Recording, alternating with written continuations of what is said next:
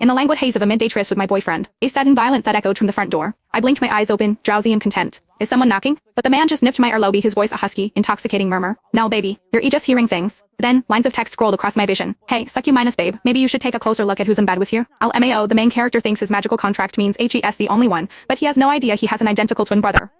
A brotherly buffet, no more starving for our girl. Chef's eating good now. Before I could even process it, a furious, trembling roar came from outside the bedroom. Damien, you son of a bitch, get the hell out here. I was a little succubus Rick had picked up off the street, and because it supposedly bullied Stacy, he hadn't fed me in 2 weeks. I didn't bully her, I insisted, my voice stubborn. I just asked her to stop calling you in the middle of the night. I never get to eat my fill. The man's eyes lifted, cold as a winter sky. And you think you're in the right? He glanced at the text on his phone from Stacy, the one where she dramatically declared she was cutting all ties with him, and his tone grew even sharper. You've been with me this long and you haven't learned a thing, except how to weaponize money to humiliate people. I was trying to humiliate her, I said. His gaze was a blade, but I held my ground. If she thinks money is humiliating, that's her problem. I happen to think money is the best thing in the world. Besides, it was clearly her fault. My feeding time was strictly once a week on Sunday nights. For an SSS-rank succubus, that was barely enough to survive, and she was constantly interrupting it with her calls. Every time he answered, she was either being harassed by thugs at a restaurant or too drunk to get home. Patrick would leave in a heartbeat, leaving me half-minus starved every single time. So I sought her out privately. I offered her some cash and asked if she could please call at a different time. She reacted as if it spat in her face. She gritted her teeth, stomped on the bills with her heel, and enunciated every word with venom. Miss, you can rest assured I have absolutely no interest in your boyfriend. I wouldn't touch a high-mass and mighty rich boy like him with a 10-foot pole. I rejected him more than 10 times before you even met. He was the one who said we could be friends. I had no idea you'd be so insecure about it. Her eyes were rimmed with red as she sneered, honestly, you're acting like I did something shameful. Please do me a favor and tell him I will never ask him for help again. Wouldn't want to be mistaken for a homewrecker. With that, she turned and stalked away, her back ramrod straight, a perfect picture of wounded pride. The kind of defiant posture that awakens a man's desire to conquer. I mulled over her words and came to one happy conclusion: she wouldn't be interrupting my meals anymore. But my happiness was short-lived. The story got back to Patrick, and for the first time, the man who was always so calm and elegant was furious with me. He was convinced I had bullied Stacy and was refusing to admit it. She's a proud person, he said, his voice tight with anger. For her to even ask for help is a huge deal. And you just destroyed the last shred of dignity she had. My own eyes welled with tears, but I repeated stubbornly, but it was my fault. I had always been obedient, but on this, I wouldn't back down. After a few more rounds of this, his patience snapped. It seems you won't understand your place until you're taught a lesson. He loosened his tie and rose to his feet. The manor on South Hill is sitting empty. It'll be the perfect place for you to reflect on your actions, he said, his voice void of emotion. And until you learn to behave, you can starve. Who else do you think is going to feed you if you leave me? I met the warning in his dark eyes and fought back tears. Fine, starve me. I don't want you to feed me anyway. I'm an SSS-rank succubus. I can have any man I want. He just scoffed, unimpressed. No one knew better than him what our magical contract meant. A stubborn fire burned in my chest. I held out for 3 days and then another 3. I was so hungry I was dizzy, my legs threatening to buckle, but I refused to call him. The best way to tame your prey is to corner it, wait for it to exhaust itself, and then appears its savior. Patrick had always been a patient hunter. The summer was a sweltering, humid affair punctuated by violent thunderstorms. On my 10th day locked in the manor, a storm broke. The wind howled and lightning tore across the sky. I curled into a tight ball on the sofa, burying my face in my knees, my body weak with fatigue. My tear-filled eyes kept darting toward the floor to ceiling windows. If Patrick showed up now, I thought I could bring myself to forgive him. Just a little.